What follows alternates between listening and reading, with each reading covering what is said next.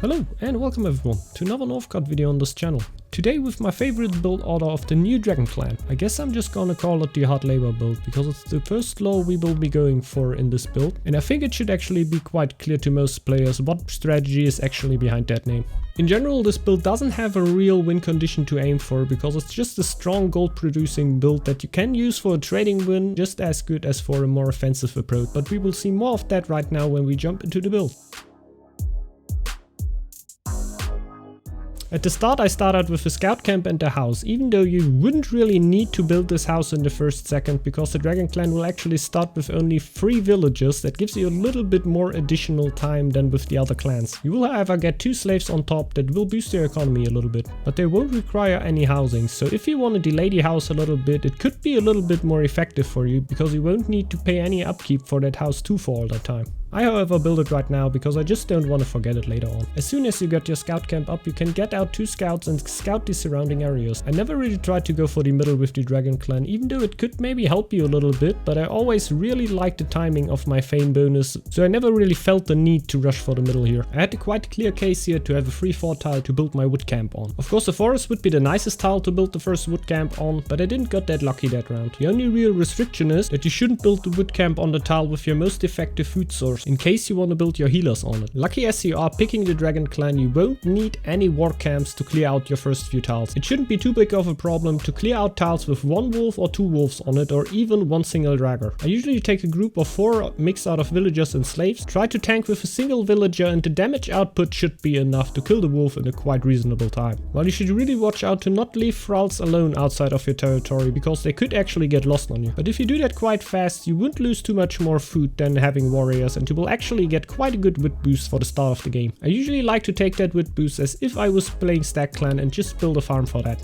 or whatever might your most effective food source be. After that I'm going for the lore tile because I want the lore master quite early, and also I want to build my second wind cap on there. I don't care too much that they are there on this tile, or even that I have a second field, because 1 field will actually be enough for the whole game.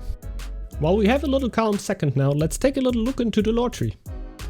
Like I said before, we're gonna start it off with hard labor. It will give us the ability to assign 1 thrall to every production building we have. After that you can consider to go for colonization, while I like to go for mining efficiency a lot more because it will give you a lot of bonus stone throughout the game. Since it's quite hard to get carpentry mastery in this build, you should definitely get something that gets your eco on the same level than a player that would go for carpentry mastery.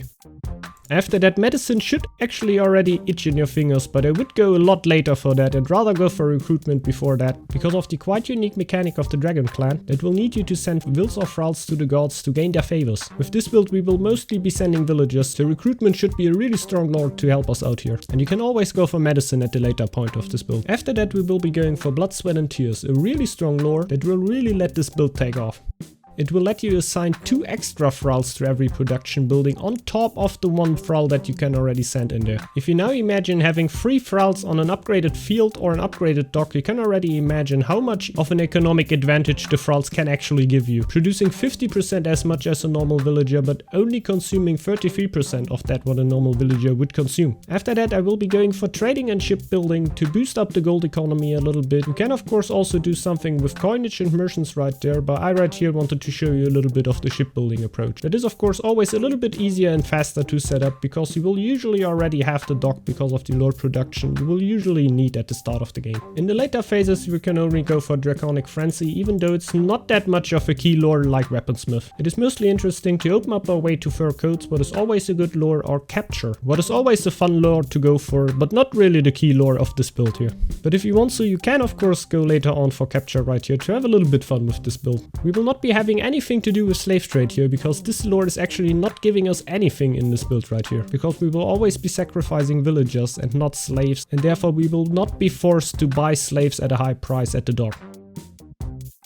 Right when I came out of the lore explanation, the time had actually come that I needed to sacrifice my first villager. Even though you will not get any debuffs on your villagers when they are low, I usually like to sacrifice the villagers that are low, because why would you want a low villager? I will not be trying to hunt bonuses with sacrifices, because I will usually try to keep my villager count as high as possible and keep their production. Even though that it can sometimes be a good idea to go for a bonus on this bar, but I think you gotta decide that for every situation. So if you really want a bonus on that bar, it can be a good decision to go for for it, even though that you don't want to sacrifice a bunch of villagers just for a little bonus. Now the time for the second house has come, and I go for the field tile, even though that I don't really need it. I mostly go for it for the happiness bonus, and so I maybe have a little bit more space for future buildings. If you keep in mind to send your thralls to your field and woodcutter's lodge as soon as your hard labor lore hits, you should be at a quite good economical point right now. And I usually start building my stone camp and dock a little bit earlier than I would with any other clan. However, you should have both running when the winter starts, and don't forget to buy 2 bonus thralls as soon as you can, because you can only buy 2 thralls at a time, and you want to be at your maximum of thralls when your feign bonus hits, so you go over the maximum number of thralls that you can actually have. Well, that's also the reason why you not want to sacrifice your thralls and rather your villagers, even though they're also quite important. I had a little wolf attack right here that let me lose a thrall, but weren't really intended, to be honest. What could have also been an opportunity, so I could have gone up to 5 thralls before my feign bonus hits, but I can already tell you that I will forget about it. What you should definitely not do,